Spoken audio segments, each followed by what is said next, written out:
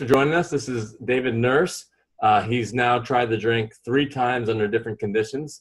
So really excited to hear what it does, what it did for you in basketball. We've tried it in training, but I said, it's a whole different ball game actually being in a ball game, vision, eyesight, is it going to throw you off? So I'm dying to hear. We decided to delay any phone conversations on what it did so we could have it, directly on the podcast. So I'm hearing it for the first time. So what did you do? What was the protocol this time? So the protocol, took the glucose and the ketone aid together. I took the glucose 20 minutes before I took the ketone aid 10 minutes before starting the workout. So glucose 30 minutes prior. Let's see, check my levels. I have to go back through the notes, but I was a 0.2. So I was out of ketosis. Okay. And right before I took it. And that's fine. I mean, most people won't be in ketosis, so yeah. Yep, that's kind of what I was figuring too. Within 10 minutes, I think it was a 2.9 when I started the workout within 10 minutes, so 0.2 to 2.9. Okay. Mid-workout, and I'll talk more about this in a little bit. Mid-workout, I got to a 4.9 mid-workout. So going from a 0.2 to a 4.9 is, it's crazy. Right. Crazy. Still tasted really bad. All right. No, it wasn't bad on that end. So I didn't feel like any increased like laser focused vision or anything. I didn't feel like that changed. What I did honestly feel that helped a ton was just increased focus. So I went through a hard workout, like a hard shooting workout, like sprinting up and down the court, coming back from movement, catch and shoot threes, to where I was winded, tired, didn't feel any increase in cardiovascular, but I mean that's not what it's doing. So I was tired, real tired, and most of the time when I get tired, I'll have things that I'll lose my focus basically. Like I'll have little things slip, whether it's my legs or it's my hand moving. Just little things. Yeah, mental fatigue fatigue. Yes, mental fatigue for sure. And I didn't I locked in the whole time. Like any little thing that I felt out of place, I was like, boom, I'm in. Did you notice any time dilation where things seem to be slowing down? Being able to process more quickly and just. You know what? To an extent, I don't know if I'd say slowing down as much, but. This was one of the biggest things that I felt. So I hold the record for threes made in a minute, and I've done it a bunch of times, like get 19 and finally got 21 one time. And like every time after I get past 10, like I'll start feeling a little tense. I'll start feeling a little tight. Like I'll feel like, okay, pressure. I got to make this. Yeah. Which players will do throughout the course of the game, obviously, free throws, any big time shots at the end of games. And literally I was doing that same routine. Felt nothing. Just felt like I literally felt calm, like really calm. Like did you break the world record? I didn't. I missed it. Like I don't know what I had. I might have hit 25 in a row, but we weren't going for time pace. I was kidding. No. I mean, I could do it again, but you hit 25 in a row?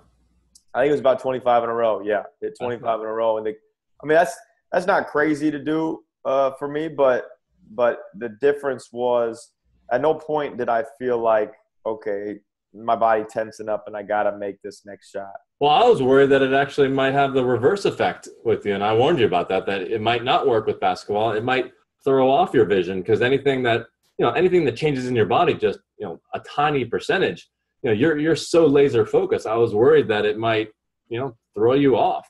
So it was good that you were able to at least adjust right away, or it didn't hurt. Right. Yeah. No, I didn't find it hurting at all. I felt that the main things were my increased focused attention to small detail and increased calmness, not having body tightening up. So how do you see an NBA player being able to take this? What would the advantages be? Would it be about taking less breaks, or would it be more about fourth quarter? How do you see you know, I think it'd be positive in any way you take it. I mean, obviously the energy that you're going to get is I mean, just next level good. I mean, I'm super energized. I mean, I don't know exactly how it works. If you you said get, energy, but then you said calm. Like, which one is it? I mean, you have like I have energy, but it's a calmness, not like don't have That's an energy. unusual state. That's an unusual state for people. You know, usually don't think Yeah, of, you know, I took 5 cups of coffee and I'm really calm right now. It's not a right. concept that people. Yeah, that's true. That's a good point. That's a good point. Like, yeah, I was energized and wanting to work out, wanting to sprint up and down the court, which I mean, I like, obviously, I like get up and down playing basketball and everything, but I was still like, I was winded, I was tired, and I was still wanting to get more in. And yeah, and then calm when I was shooting. Right. So I would see that you could take it. Like I would take it at the start of the game, I think. Yeah. The Yeah. start of the game is probably like before the game, take like 30 minutes before. I would do the same protocol. I thought it worked really effectively. 10 minutes before you go out there and play, boom, now you have the energy, everything, you're calm.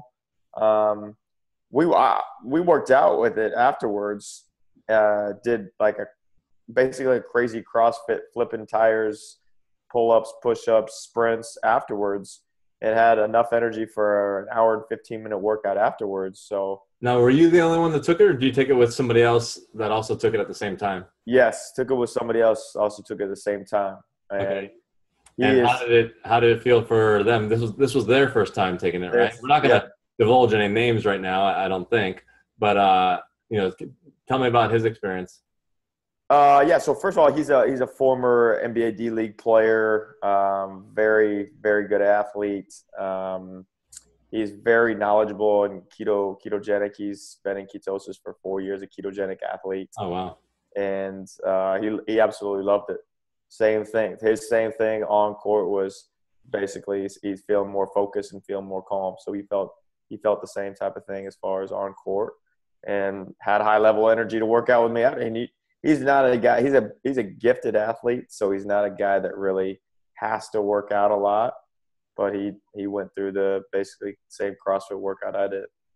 Nice. All right. Well, anything else you want to add? You know, how you felt the next morning, your hunger for the rest of the day, any other smaller details like that? Yeah. So I didn't eat before I did it. Fasted and wasn't hungry during it, and wasn't hungry for the next 3 hours afterwards. How long was your workout? Overall, see, it was about an hour and 15, hour and 20 on court, hour and 15. So 2.5 to 3 hours overall. Okay. Yeah, that's about yeah, you can do 3 hours. Yeah.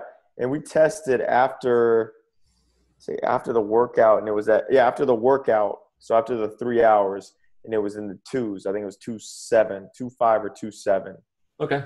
So I know from past experiences, it kind of goes down. Yeah, that means you used the energy. The energy was Right. in your body, and you Right. used it. I mean, it went Right. straight down. If you were just sitting on a couch, it would have, maintained. Yes, right. And I know being knowledgeable about this, 2.5 is a big time number as it is. Right, and that's where you're ending as And opposed that's to, where you're in. starting. Yeah. Yeah. The suppressed appetite, wasn't hungry at all. Did you get any electrolytes or water throughout the workout? I've had mixed reports. Some people saying that they needed no electrolytes, salt, and somebody else saying that they could feel minute amounts of twitching going on, kind of like the muscles were calling for some more salt. Didn't feel that. I had water with me, and I was probably drank 2 bottles of water, but I never felt like I needed electrolytes at any Were you point. sweating much? Not crazy, but yeah, not crazy. I mean, it was a cool afternoon. I was up in the Bay Area. I mean, something to think about. It can't hurt to add, an electrolyte, a sugar-free electrolyte drink. Yeah, right. Yep. Cool.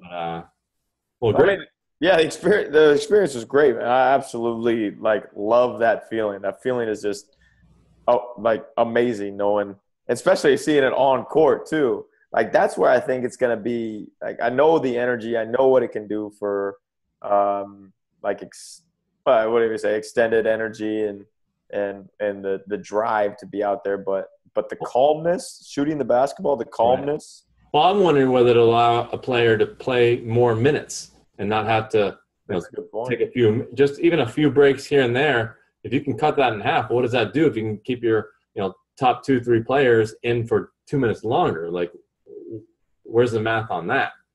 That's a really good point.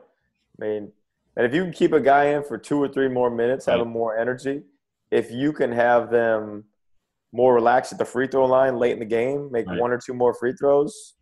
I mean, that's difference in playoffs, not playoffs. Yeah, it puts in a new meaning for put me in, coach. True, very true. Very true. Alrighty. All right. Well, thank you very much. Yeah, I appreciate it, man. Thank you. All right. Bye-bye. All right, see you.